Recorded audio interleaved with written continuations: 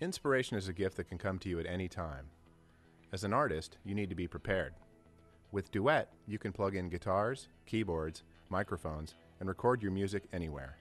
In this tutorial, we will go over how to connect different input sources to your Duet. We'll discuss using the XLR mic input, the XLR line input, and the 1/4-inch high-Z instrument inputs. Duet's breakout cable has 4 inputs, 2 XLR connectors, and 2 1/4-inch high-Z connectors. Any combination of 2 can be used at the same time. We will first start with the XLR mic input using a dynamic microphone. Connect your mic cable to the Duet breakout cable and to your mic. Launch Maestro if it's not already open. In the Maestro control panel, you will see In1, In2, and Out. In the drop-down next to In1, select XLR mic. You can now increase the gain of the mic in the Maestro control panel, or on the Duet itself by first selecting Input 1 and increasing the gain.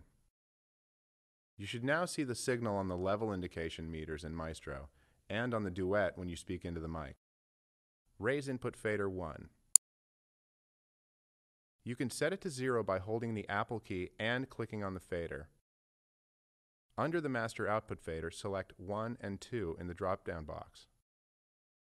Plug in your headphones to the front of Duet or plug in monitors to the Out L and Out R connectors of the Duet breakout cable. Let's take a look at the Maestro mixer for a moment. The Maestro mixer is simply for low latency monitoring and is not a recording application. It is to be used in conjunction with a recording application such as GarageBand or Logic. Remember Maestro, make sure that you have the software monitoring in your recording application set to off. Input 1 and 2 are controls for how much of the mic or instrument plugged into Duet you want to monitor. The pair of faders labeled From Mac are for monitoring the tracks or loops that you have already recorded in your recording application. 2 hardware is the master volume for the overall mix of all of the inputs. Raising the fader on the Maestro mixer does not affect the level of the signal going to your recording application. Only adjusting the mic pre in Maestro or on the Duet itself changes the level going into your recording application. If you have a condenser mic, you do the exact same thing we did to set up a dynamic mic. The only difference is you will need the Duet to send phantom power to the mic. You do this by checking the box labeled 48V. This sends 48 volts to the microphone to power it. This is also known as phantom power. On input 2, we're going to connect a guitar into the high-Z input. In Maestro's control panel, you will change the drop-down labeled In2 from XLR mic to instrument. Raise input fader 2 on the Maestro mixer and you should now hear your guitar along with the mic. Keep in mind the instrument in can be used for guitar, bass, or synths. If you have a stereo synth, you can also change In1 to instrument, giving you a stereo high-Z input. Another thing you can do is group the 2 inputs by checking the group box. This allows you to increase the gain of the 2 inputs at the same time. This is great for stereo synths or stereo mic setups.